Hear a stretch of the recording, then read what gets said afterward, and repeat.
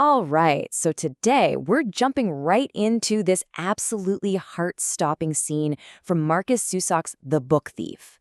We're going to explore what real courage looks like when you're facing completely impossible odds. So, let me ask you this. What would you do? I mean, really think about it for a second. Your family is hiding a secret, a person.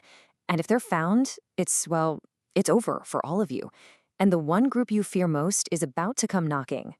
Okay, so let's paint a picture here. We're on Himmel Street in Nazi Germany at the home of the Hubermann family. That's Hans, Rosa, and their foster daughter, Liesel. And they are risking everything.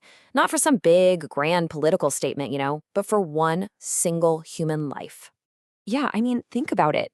Down in their basement, they're hiding a Jewish man, Max Vandenburg. And if they get caught, well, it's the end for all of them. This isn't just some one-time act of defiance. Every single day, every single hour is this insane life-or-death gamble. It's a look at that quiet daily resistance that history books often miss. So to pull this off, they basically have to live these two completely separate lives. On the surface, to anyone looking in, everything seems totally normal. Liesel's out playing football, chores are getting done, but underneath that fragile facade is this constant, terrifying secret. And this contrast is just wow. It's captured so perfectly right here. You've got this quiet, almost boring domestic scene in the kitchen, right?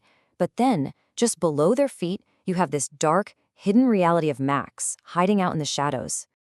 This double life they're living, it's like walking on a tightrope. And that fragile balance is about to be shattered in an instant, when the one thing they've always dreaded actually happens. Because all of a sudden, the news spreads like wildfire down Himmel Street. The NSDAP, the Nazi party, is on its way. And they're not just some far-off threat anymore. No, they are physically on their street, going door to door. And they're checking basements. The one place the Hubermanns can't let them see. And for young Liesel, who's out playing football when she hears this, I mean, can you imagine? The fear is just immediate and physical. This quote says it all. Instant dryness seized the interior of Liesel's mouth. That's not a political reaction. That's a kid realizing the monster she's been hiding from is literally at the door. Okay, so the Nazis are just a few houses down. The clock is ticking. That raw panic has got to turn into a plan, like right now. And it all falls on Liesel. She knows she has to get home. She has to warn them. But she can't just bolt. That would look way too suspicious. So her mind is just racing, think, Liesel, think. And what she comes up with is just incredible. It's this moment of pure, desperate genius. She creates this whole distraction, crashes into a boy, gets a real injury, and insists her friend go get her papa. It's not just about fear anymore. It's this fierce protective instinct. She turns a kid's game into a life-saving mission. So smart.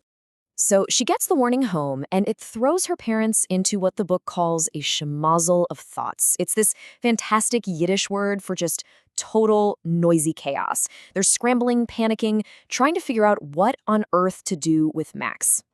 But then, Papa, Hans Hubermann, he just cuts right through all that chaos.